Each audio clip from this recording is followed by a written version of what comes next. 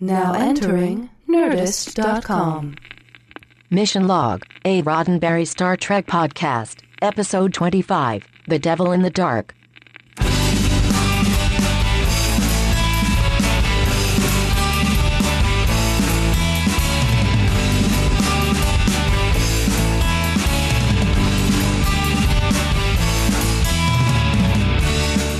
Time now for another episode of Mission Log, a Roddenberry Star Trek podcast. Our mission is to burrow deep and tunnel through the messages and meanings of each episode of Star Trek.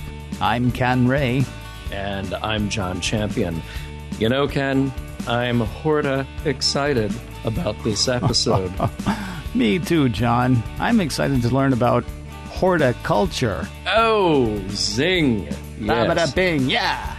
I knew you had it in you. Is that all the puns? I hope so. That's it. We're done. Yeah, all right, good. Done with puns, done with the show. Now, you know what? Devil in the Dark, that's the episode this week. It is so well known, and not only among fans, but I've even heard, now it may have changed from time to time, but I've even heard that this is William Shatner's favorite episode. Really? Yeah. Why? Well, a couple of reasons, one of which I will get to in the trivia section. But there are a lot of people who worked on the show who say that this is a standout episode, and I'm sure that we will kind of express much of that when we have our discussion. Now, to be fair, Shatner did go back, and when there was a DVD compilation of favorite episodes, the Captain's compilation, he then said that his favorite was City on the Edge of Forever. But we haven't gotten there yet, so we'll pretend for now that he's still sticking with Devil in the Dark. Okay, so this was his favorite one when he recorded, or when he filmed this one.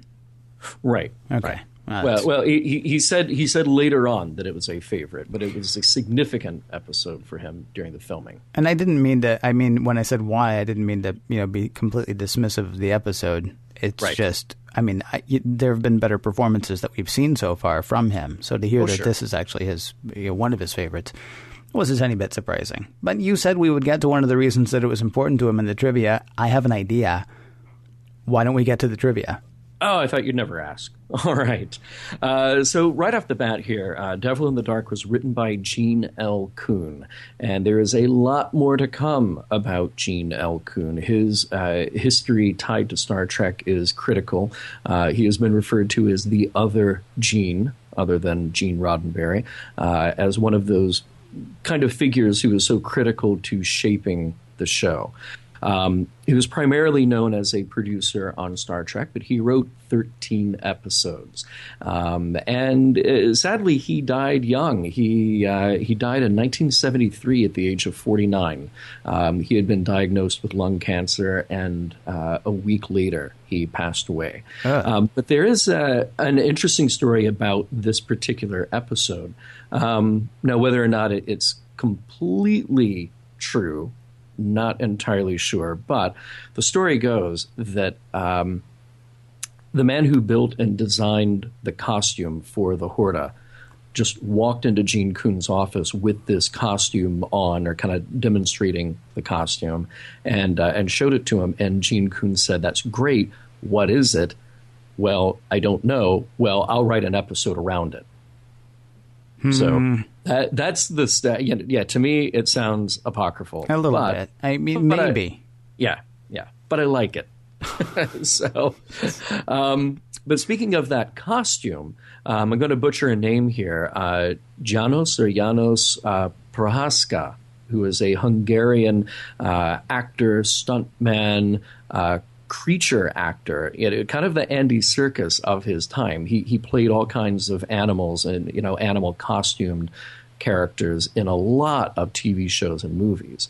We've already seen him in Star Trek. He played two of the caged animals in The Cage. So when they take Pike down to Talos and he's in his cage, and you kind of pan around and you show the other animals that are in the cages there. Yeah. Well, at least two of those are Janos. Oh, interesting. And he also played, I thought this was so weird, and I had to look it up on YouTube, the Andy Williams show, late 60s through the early 70s. They had a character on there that was the Cookie Bear. It was a bear, and all he wanted to do is eat cookies. Huh. And that was our man Janos, again, in the bear costume. But they had to dub his voice. This was a talking bear, by the way. Okay. And because he had a Hungarian accent, they dubbed him. But apparently, he was a very popular character. Yeah, because nobody would ever believe a bear with a Hungarian accent. No. He would have to be speaking pretty straightforward American English. I would imagine. Yeah. And by the way, this same, not the same, but a similar costume design he had done a few years before on an Outer Limits episode called The Probe. So if you check that out, you will see a Horta-like creature in that. So do check that out. And there's another little interesting bit of trivia here that this aired in March of 1967. Mm-hmm. And there was a live NBC announcement over the closing credits saying that Star Trek had been renewed for a second season. Please stop sending letters. So the whole Save Star Trek campaign actually had an effect to that extent. Now, again, I like to point out when stories may or may not be apocryphal. The announcement really did happen, but there is some revisionist history over the last couple of decades about the letter writing campaign and who was actually behind it, and was it organized, was it not? And I think that we should definitely get into that, maybe in a supplemental episode, talk to some of the people who were involved in that campaign, because there was a lot. There's a lot there that I've read, at least, saying that Star Trek may have been renewed more as a nod to NBC's desire to have color programming. That may have had more to do with it than just simply, there are fans writing in. Now, I mentioned Shatner, and I mentioned how this was a significant episode. Mm-hmm. And this is not new trivia for a lot of people, but I find it to be such an interesting story that I wanted to share it again here. William Shatner's father died during the making of this episode. It was shot in January of 1967. And famously, when he got the call on set from his mother that his father had died, he continued on with the day's shooting. He couldn't even get a flight out until later that night. The production crew offered to shut down production for the day. And he said, no, let's go ahead and finish shooting my scenes. And then he would leave that night and go to the funeral. And he talks about, he said this in his books and a few interviews that I've seen and read with him. He talks about kind of bonding with Leonard Nimoy and Jerry Finnerman, who was their cinematographer, because they had also both lost their fathers. And in fact, Jerry Finnerman had lost his father. He had gotten that call while he was on set some years before. And he talks about kind of getting through that day through his friendship with these guys. And everybody on the crew talks about how incredibly professional he was. He went away. They shot whatever scenes they could without him. So they do use a stand-in for Kirk whenever you see him from the back. They got all the Spock scenes taken care of. They only lost 1 day of production. They finally had to call it at a certain point. But he came back, they picked up, and they moved on. And you can read much more detail about this, like I said, in other interviews with Shatner. But I have, if anybody can find it, I think I downloaded this online. There's an article from 1968 in a magazine called TV Picture Life. And it is an interview with William Shatner about that moment when his father died, when he got the call on set, and then him talking about death and talking about raising his family and talking about kind of the mix of sadness and laughter while he's on his way to the funeral with his family. It's just a really interesting insight. And for this to be TV entertainment magazine from the 60s to be talking about something that heavy, I thought was really interesting. But you get a little insight into Shatner's philosophies and fears. So TV Picture Life magazine, 1968, if you want a little more detail about Shatner and about this moment in his life.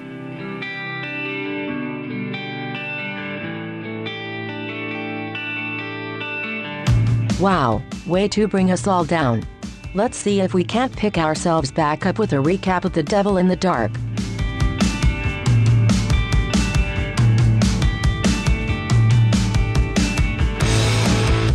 Prologue. Welcome to the underground mining facility on Janus 6, where someone is about to die. Schmitter is left to guard the reactor room, and while he hopes the Enterprise will get there in time to protect him, rest assured, it will not. If they made red mining suits, Schmitter would be in one. The monster that's killed 50 miners just made it 51. Schmitter, like the rest of them, burned to a crisp as we head to the opening credits. Act 1. A distress call from the Pergium mining facility on Janus 6 brings in the Enterprise. Kirk, Spock, and McCoy beam down to meet Vanderberg, the facility's administrative head. He says about 3 months ago the miners opened up a new underground level, rich in Pergium, and just about any other precious metal they might want. That's also when things started going haywire. First machines malfunctioning, then workers being burnt to a crisp, though after examining the latest body, Bones says they're not being burned as much as being quickly corroded by some sort of acid. Vanderberg says this all started in the deepest levels of the mines, but deaths have been working their way up. Chief Processing Officer Ed Appel says he's seen the thing. Kind of. It's big, it's shaggy, it's fast, and maybe indestructible? Appel knows he hit it with a phaser, but it didn't even slow the thing down. Vanderberg says all of this has brought production to a halt. Workers won't go down into the mines. If Starfleet wants Pergium, Kirk and company need to find and kill the monster. Hey, by the way, asks Spock, what are these round things? Vanderberg says they're silicon nodules. They have no value. And what do you care about the rocks? Find and kill the monster. That presents a problem. Spock says there is no life in the area except the miners. At least no life as we know it. What Spock would really like is for the creature to come back, though Vanderberg says that's when people die. Speaking of which, the new guy guarding the reactor room is now dead too, and something has stolen a part from the reactor, without which the facility will be poisoned and everybody in it killed. And Janus 6 doesn't have a spare. Act 2. On board the Enterprise, Scotty is amused that Kirk thinks that he might have the missing part, a circulating pump for a Pergium reactor. He hasn't even heard of one of those things in years, and yes, he can rig something up, but it'll probably only last 48 hours or so. Kirk tells Vanderberg he hopes they'll find the stolen part, otherwise they'll have to abandon the facility, which would be bad since about a dozen planets rely on the Janus 6 Pergium. Vanderberg suggests Kirk find and kill the monster. Spock points out that the piece stolen from the reactor was the exact piece needed to keep the machine going. He thinks the monster might be trying to get the miners off the planet, and oh, by the way, it may be silicon-based rather than carbon-based. Kirk finds this idea plausible, while McCoy finds it laughable. Spock also seems to have an idea about the silicon nodules, but doesn't want to say it because Bones might make fun of him again. Anyway, if the monster is silicon-based, that would explain why the thing wasn't affected by the miner's phaser. The miners have phaser 1, not nearly as powerful as phaser 2, which is carried by the crew of the Enterprise. Phasers modified, Kirk arms and briefs a team of red shirts. Find the monster and kill it. And be careful. And kill it. Spock finds a brand new tunnel, like made in the last hour. Then from another brand new tunnel behind them comes the monster. Kirk and Spock shoot it, and it scurries quickly away, but they took a chunk out of it, which Spock studies. It is silicon-based, it's fast, and it's phaser-resistant, though apparently not immune. It moves through rock as easily as we move through air, and it's wounded, perhaps making it more dangerous. Act 3. Spock says there's only one of the monsters within 100 miles, though there are too many monster-made tunnels to be the work of just one. This leaves 3 possibilities. There's more than one monster somewhere, there's one monster that has been here for a very long time, or it's the last of a dying breed, which would make killing it a crime against science. Yeah, says Kirk, but we have to kill it anyway. He once again rallies the red shirts. Find the monster and kill it. Spock, too, addresses the red shirts, find the monster, and maybe capture it. Kirk reiterates the kill order, then dresses Spock down for the whole capture thing. He also orders Spock to go help Scotty keep the reactor running, though Spock talks Kirk out of that order. Doesn't matter anyway. Scotty's workaround is broken down. They now have 10 hours to find the missing part or evacuate the facility. Kirk orders the evacuation of the miners, though Vanderberg says some of them would like to stay and fight. Kirk assigns them details while he and Spock go off on the hunt as well. The two come to a split in the tunnel, each new tunnel showing readings from the monster. The tunnels rejoin further down the line, so Spock takes one and Kirk takes the other, and along his way, Kirk finds a whole room of the silicon nodules. He radios his find to Spock, who urges Kirk to not damage them. Suddenly it seems to Kirk that he's had a cave-in, though the viewer sees it was actually the monster knocking over rocks trying to hurt, or at the very least hinder, Kirk. Spock offers to come phaser Kirk out, though Kirk says that won't be necessary. He'll continue on. Just then, a new tunnel is burned out of the rock ahead of Kirk, and out pops the monster. Act 4. Kirk points his phaser at the monster, and the monster stops advancing. Kirk lowers his phaser, and the monster advances. Phaser up, monster stops. Phaser down, monster advances. And they seem to reach an understanding. Spock radios to Kirk, warning him that the monster is nearby. Yeah, says Kirk, like 10 feet in front of me. Dude, says Spock, kill it! Only with less dude. Kirk says he doesn't think that he should kill it, though, since it's not trying to kill him right now. Spock is on his way, and while passing the time, Kirk tries talking to the creature. There's no return communication, though the creature does appear to show Kirk the wound inflicted by the earlier phaser fire. Spock arrives, though Kirk tells him not to shoot the creature. Subscribing to the if you can't beat 'em, join 'em philosophy, Spock suggests a mind meld with the creature. Pain! Pain! Waves and waves of searing pain. It's in agony, and now, thanks to the joining of the minds, it can communicate, burning into the rock the words, "No kill I." Spock, too, has learned a lot. The thing is highly intelligent. It's in pain from the phaser wound, though it's not reacting like a wounded animal, and it calls itself the Horta. Kirk asks Spock to mind meld the Horta into giving the reactor's missing part back, though Spock doubts it'll be interested. Kirk would also like Spock to find out why the Horta started killing, and he calls Bones down to the planet to check on a patient, not telling him that his patient is practically a slab of granite. Spock reestablishes contact with the Horta and gets some heavy beat poetry off it. The altar of tomorrow. An end to eternity. Monsters, strike back, kill, the end of life, murderers. Bones arrives and is incredulous that his patient is the Horta. I'm a doctor, not a bricklayer, though Kirk orders him to get at it. Kirk urges Spock to tell the Horta that they want to help, and by the way, can we have our part back, please? The end of things. Cry for the murdered. Your part's in the tunnel over there. Kirk finds the part as well as a bunch of broken silicon nodules, and hey, wait a second, are these things eggs? Conferring with Spock, it turns out, yes, these things are eggs, and the miners have accidentally destroyed thousands of them. Speaking of the miners, here they are. They've come together as a group, overpowered Kirk's red shirts, and now, if you don't mind, we're going to kill that thing. But they do mind. Spock explains what he's learned. Every 50,000 years, the Horta die. All but one of them. That one is left to care for the eggs, thousands of which you guys kind of destroyed. Awkward. Vanderberg feels bad, though he's also a bit uneasy that with thousands of eggs still left, there will soon be thousands of Horta in the tunnels. But, says Kirk, they're natural diggers. You guys should make a mining deal. They dig, you pick up the pergium and other metals, you'll be rich. Sounds good as long as the Horta lives, which it will thanks to a serious patch job by McCoy. Time passes, and as the Enterprise prepares to leave orbit, Vanderberg calls up to say the Horta have started hatching, and they are already tunneling. And the miners have already found more pergium and other precious metals than they know what to do with. In fact, Vanderberg says the Horta aren't so bad once you get used to how disgusting they look, something the Horta had said about the humans to Spock. The end. You know, all I want to do right now is go find a poetry slam.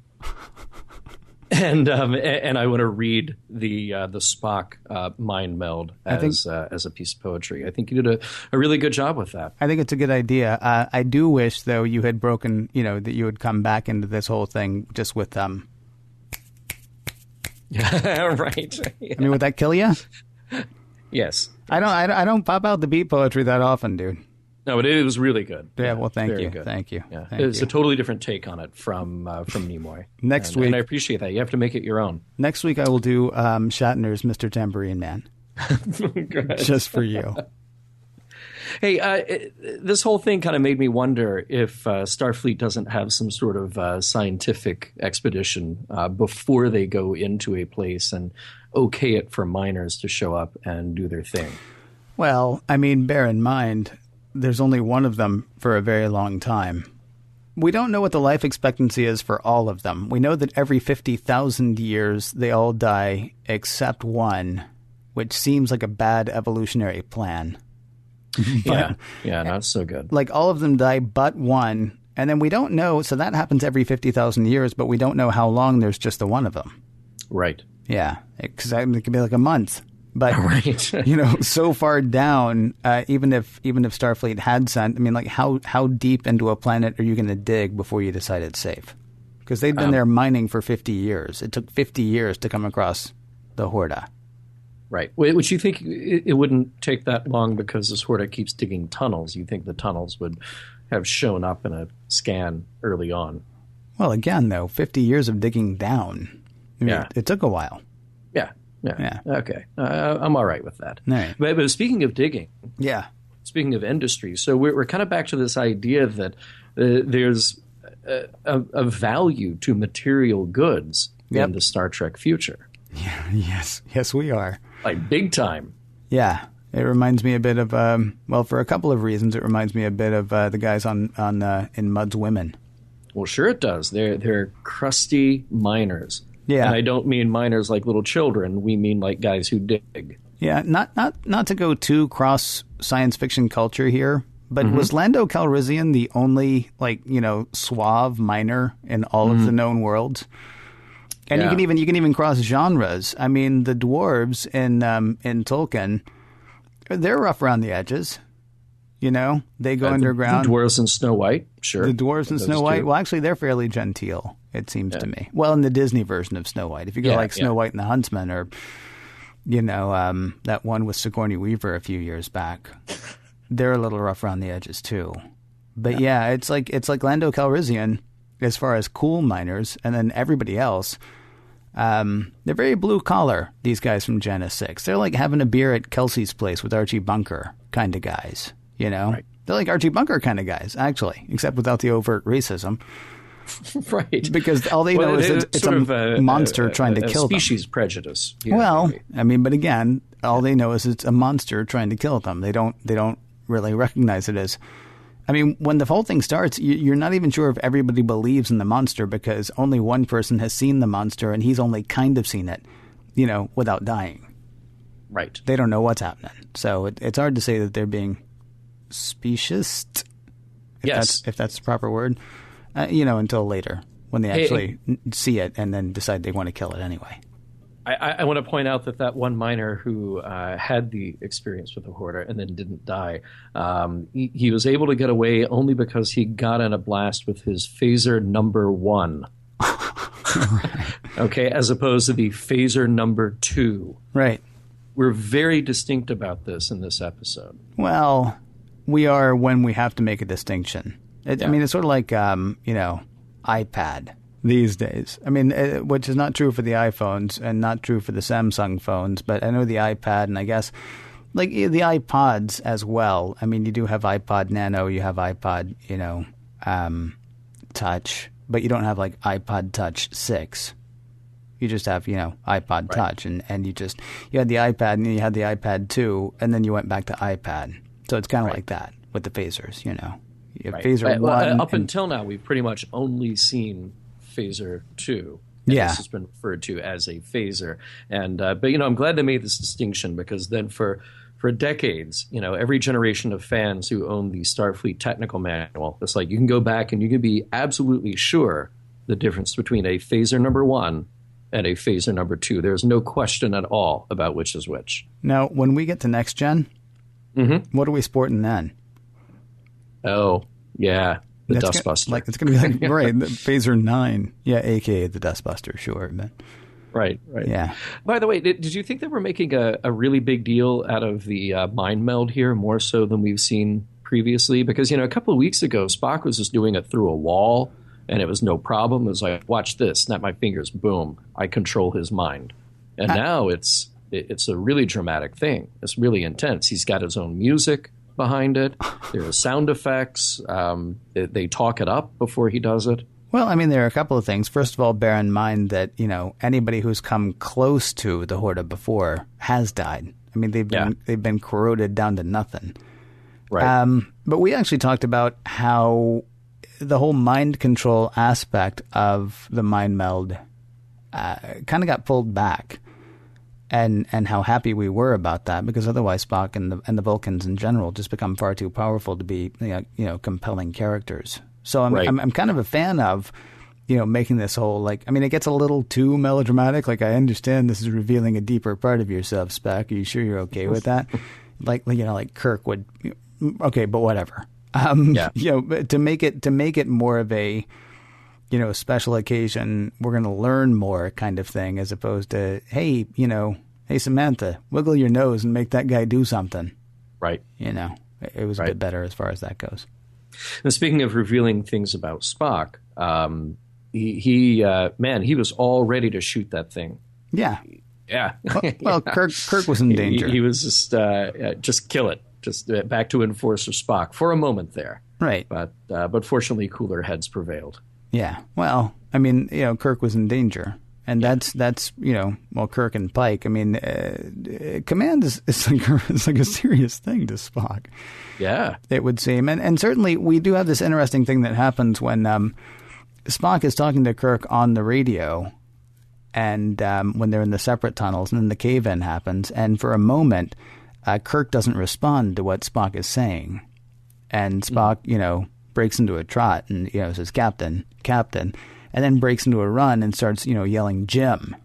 Yeah. This is one of those times that we get that there is actual, friendship, concern, like real camaraderie, not just chain of command, but, that despite his, stated lack of emotion, Spock truly cares for Kirk.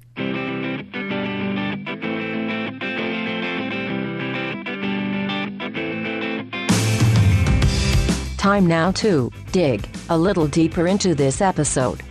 Get it? Dig? Because it's an episode about miners and digging. There are plenty more where that came from.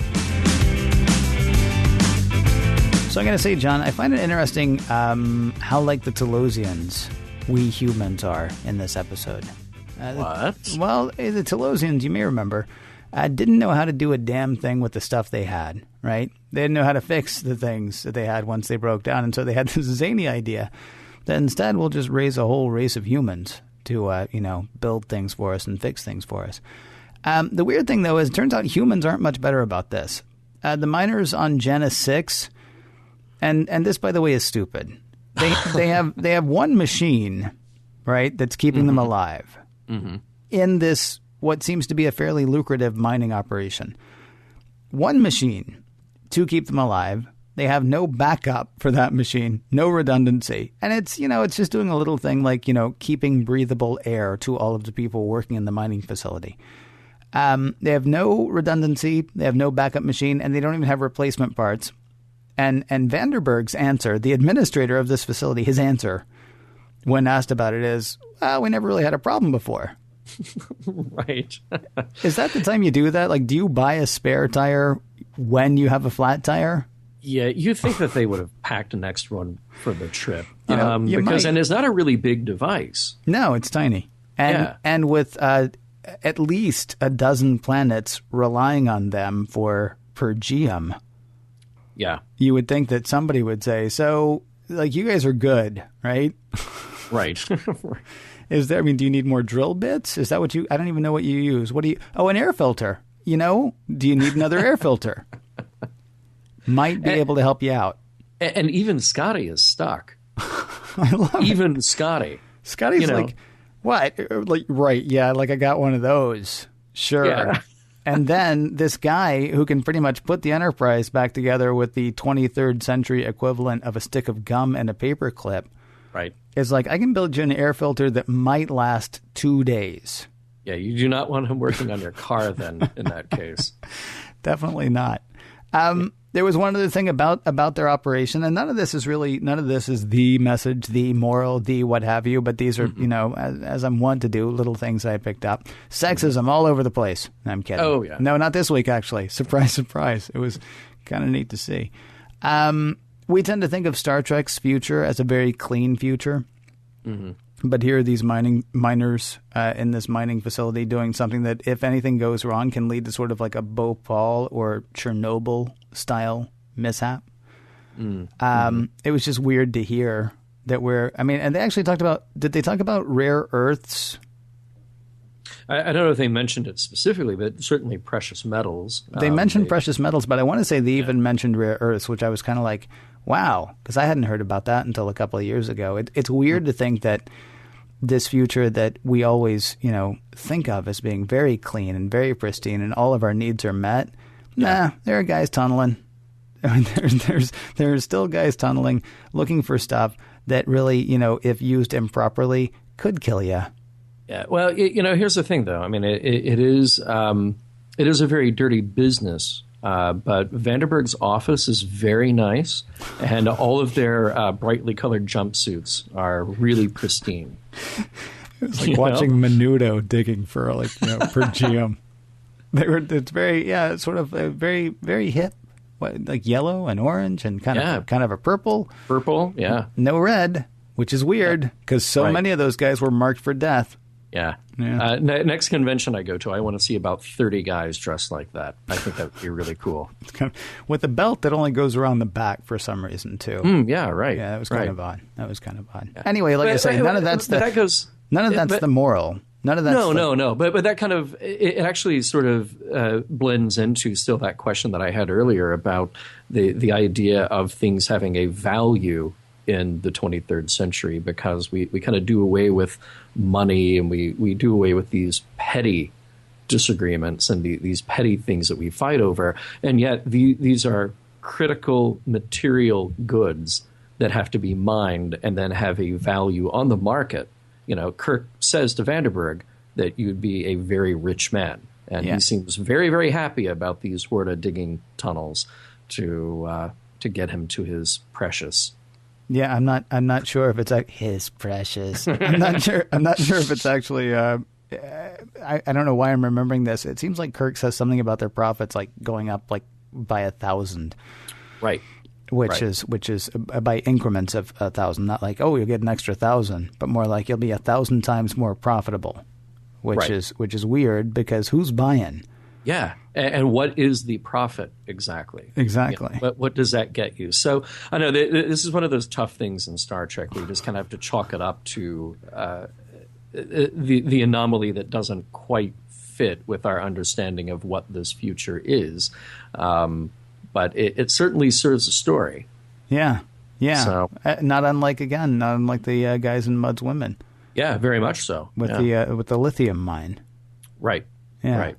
Trying to figure out what the point is of this story, and I don't want to give away too much with our ultimate kind of recap, our review of the show. But to me, the beauty of this show is its simplicity, and to me, it is a very simple story about compassion.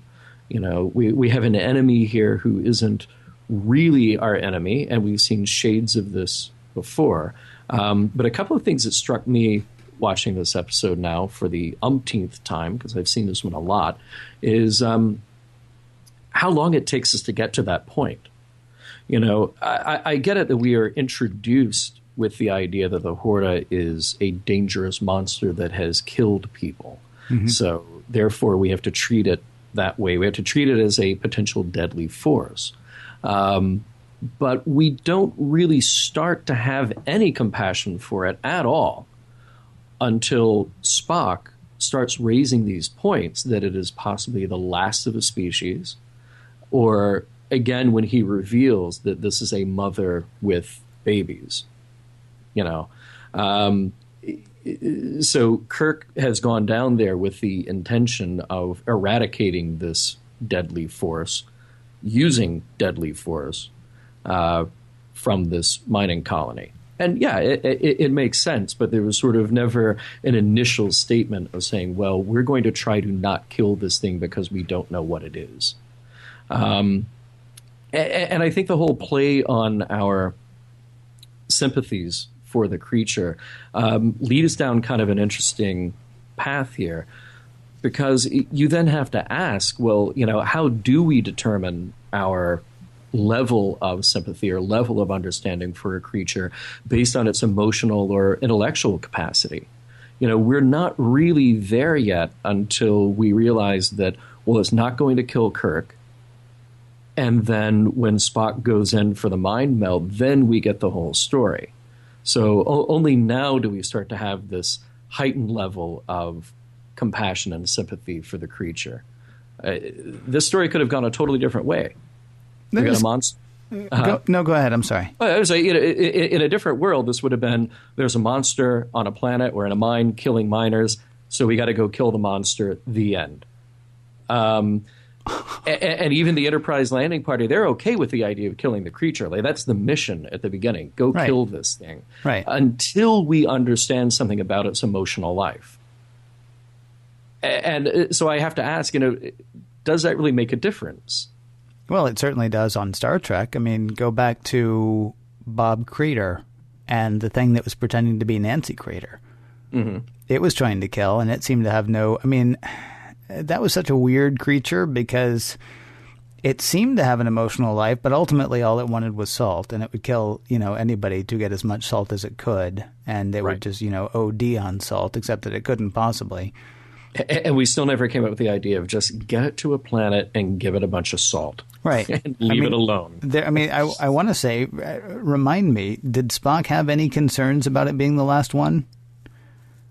They mentioned that. Well, yeah. Well, no, Bob Crater mentioned it. Yeah. And Bones mentioned it when Bones was actually the salt-sucking monster. Right. But I don't remember whether Spock was actually that concerned about it or not. And in fairness to Spock, I mean, maybe this is a question actually not of, the last of a species, but of an intelligence. Because, when Spock says this could be the last of a species, and if it is, killing it would be a crime against science. And, and Kirk's like, well, put on your mask because we're going to commit a crime.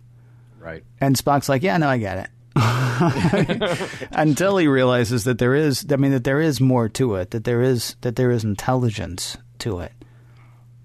Maybe maybe Spock would squash the last bug of its kind if it was about to bite him.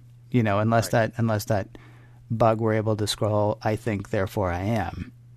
And we've seen that a few times here where, the self-preservation is a motivating factor. Sure. And I get that totally.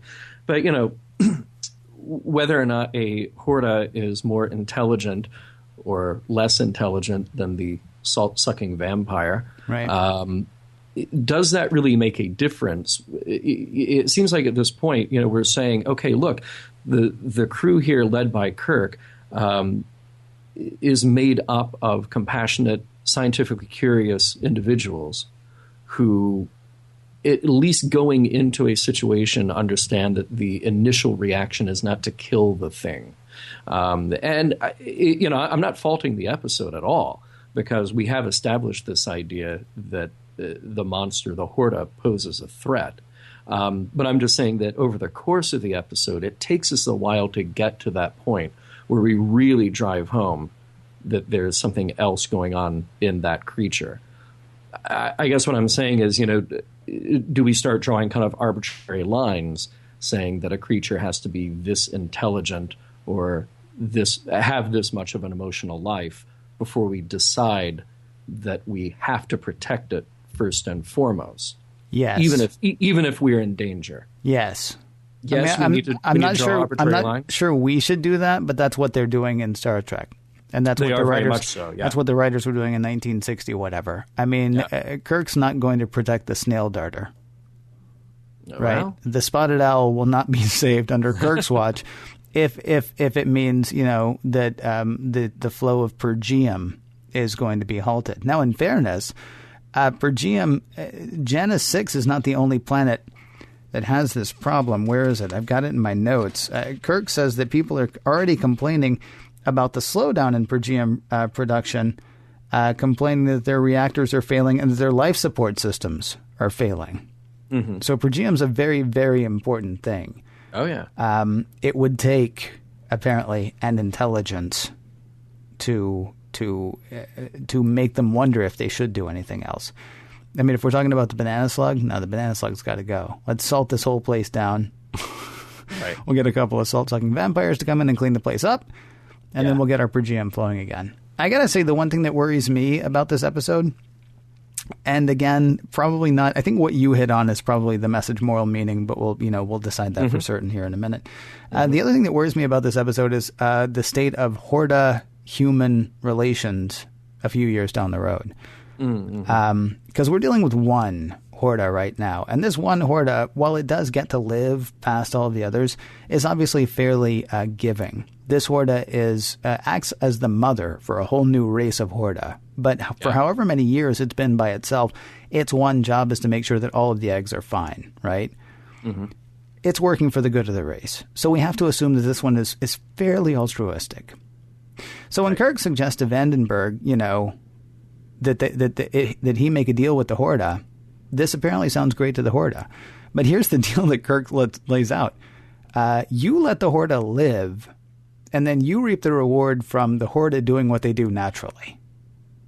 So what happens when you get like thousands of these things, and one of them says, hey, you know what would be cool? Something besides just doing this. I mean, this kind of goes back to the discussion that we had last week about, can your civilization cap off at just having what it needs to get by and living happily, doing what it's doing, right? So here are all the Horta. They're working and, they get whatever they get from tunneling and they're fine with that. And they don't get any reward from tunneling except for just, tunneling. Right. If there are thousands of them, and if they're as intelligent as we're led to believe from Spock's mind meld that they are, one of them at some point is going to say, you know what I would like? A day off. Yeah. Or you know what I would like? Something to eat besides this rock. Right. Yeah. I was thinking exactly the same thing, that it only takes one bad Horta to spoil the whole bunch. Or it only takes one Horta thinking for itself to suddenly end up with almost a slave trade going on, right? Yeah, yeah. Because the humans are perfectly happy to let the Horta just, do what the Horta do. I wonder what would happen if the Horta one day said, no, you know what? We don't want to do that anymore. Right. Oh, yeah. I forgot to tell you. We got Phaser 3 now. Yeah, right. Yeah, that could go down kind of a bad road. And we, because we've established that the Horta are logical and they are emotional. Yep. We're kind of lucky that at least our initial communication with them is something beneficial. But this has the potential to not be a long-lasting relationship between humans and Hortas. That's interesting. I'm sorry. Is it Horta or Hortas? Oh. Maybe it's Horta, plural. Well, we don't know because we haven't had a lot of them until now. It's true. There was only one to worry about. How are things with the Hortai?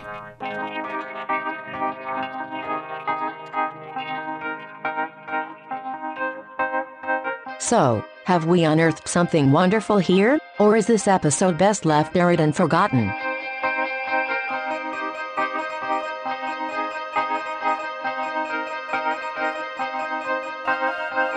Every week on the Mission Log, we like to pose a couple of questions to each other. We like to see if the show holds up, and we like to figure out what the show is trying to say. So, Ken, I'll pose it to you first here. Does the production hold up? Yeah. Especially if you're a fan. I mean, does the production hold up? The caves are a little cheesy looking, especially the ones that are just hollowed out by the Horta. Mm-hmm. Sort of the new version, the remastered, the redone version that we're all watching, I would say that probably the effects are a little bit better. I don't remember what they were like before. The guy under the rug playing the Horta, I mean, as cool as the costume is and as great as the story is that, he may have actually gotten the whole episode written just based on walking in with his costume. Right. I mean, it really looks like a guy on all fours under a rug. Yeah. Yeah. So, I mean, would you expect that to fly today? No. but this is one of those beloved episodes, right? I mean, with the beat poetry and the whole revelation of this is not a monster, but this is actually what would you do if you were in this situation, because this is more akin to you than you realize. Yeah. You sort of forgive it its flaws because it is what it is.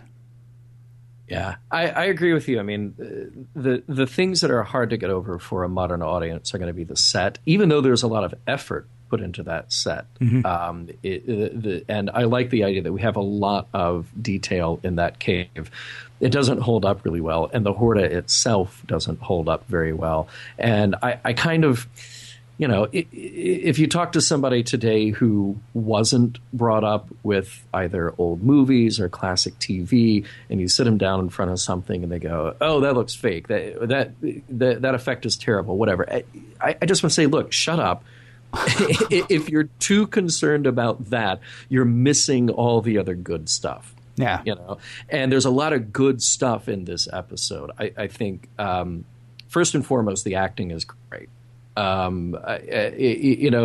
It's very easy to make fun of Spock's emotional outbursts when he's joining with the Horta. But I think he really sells it. I think Nimoy, the actor, really sells it. And I think the other actors around him are great. I also think that, like, the lighting, for some reason, I really paid attention to it in this episode, is great. I think the music is great. I think the sound effects for the Horta are great. Not necessarily the kind of rumbling noise that it makes when it's scooting along. But if you watch, very often I'll watch an episode for review along the second or third time with headphones on, so I can really pay attention to the soundscape and the kind of purring that it makes. These are great sounding effects.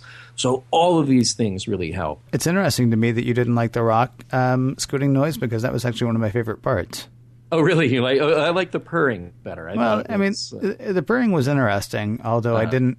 the purring was interesting, but I like the fact that this living thing doesn't make anything like a living thing noise until you get to the purring. But when it's like coming up on somebody, you don't hear like clomp, clomp, clomp, or you don't hear anything that's otherworldly. You just hear like this rock scraping across this other rock. Right. Which is kind of, which is sort of a telling effect about what the Horta is long before we find out that Spock's supposition that it is in fact silicon-based is true. Right.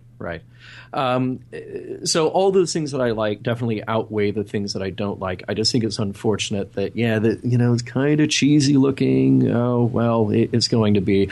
It may not be the first episode that I show to somebody who is just getting into Star Trek, but I do think it is a very important episode. And there are so many things about it that I like that I'll say, I'll give it a qualified yes, as you did. Now, I will say one of my favorite parts about this episode, moving from the production to the messages, morals, and meanings, this is a you see, Timmy kind of episode. This, your enemy is not necessarily your enemy, or that thing that you thought was so different from you isn't necessarily. It feels like there are about 5 different ways that you could express that message. But, how would you express that? Because I think we agree that, we're sort of aiming at that same target, right? Yeah, totally. Like I said before, to me, the simplicity of this episode is the beauty of it. It is a straightforward story of compassion. And it says that when we stop treating our enemy like an enemy and start treating it as a being with a life, then we can find common ground. And as we do in this episode, learn to work together. As long as that lasts. We'll see. You took it to a very dark place, my friend. The miners are working for profit. They are. And the Horta are not. There is kind of something, forgive me, because I don't think this was the intended message, which we mentioned earlier, but the bargain that Kirk suggests is, you let the Horta live. Yeah. Take that bargain to them. Right. Well, of course they're going to say yes, at least for now. But that's sort of, again, that's tunneling down a bit. The more in your face sort of you see Timmy kind of thing is the compassion angle that you're talking about. Yeah. So I think we can resoundingly say, does the message hold up? Yes. I think, absolutely it does. You and I would say so. Yeah. Yeah. And hopefully other people would too. Yeah, I hope so. Not everybody would, but hopefully other people would.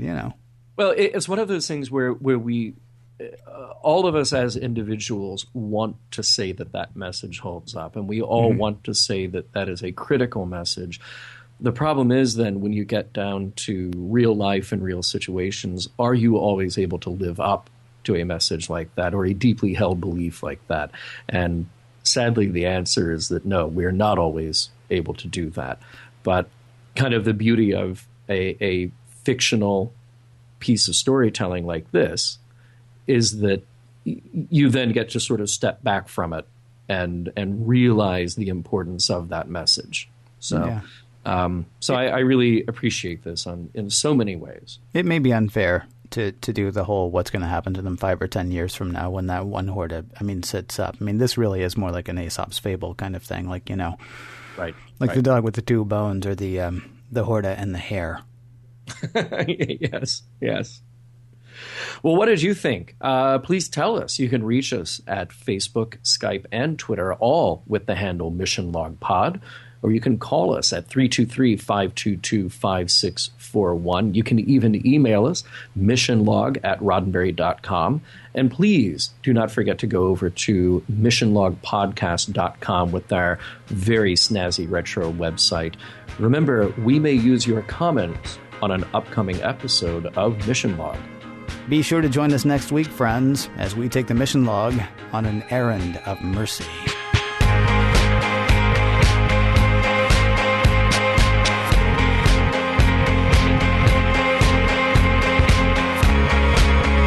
Some of the music for the Mission Log provided by Warp 11, online at warp11.com, and from the album Messages by Key Theory, free to download at kitheory.com.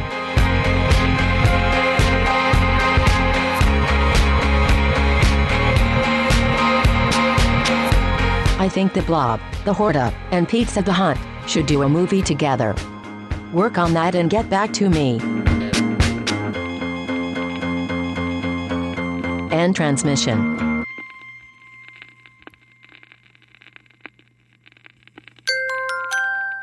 Now leaving Nerdist.com.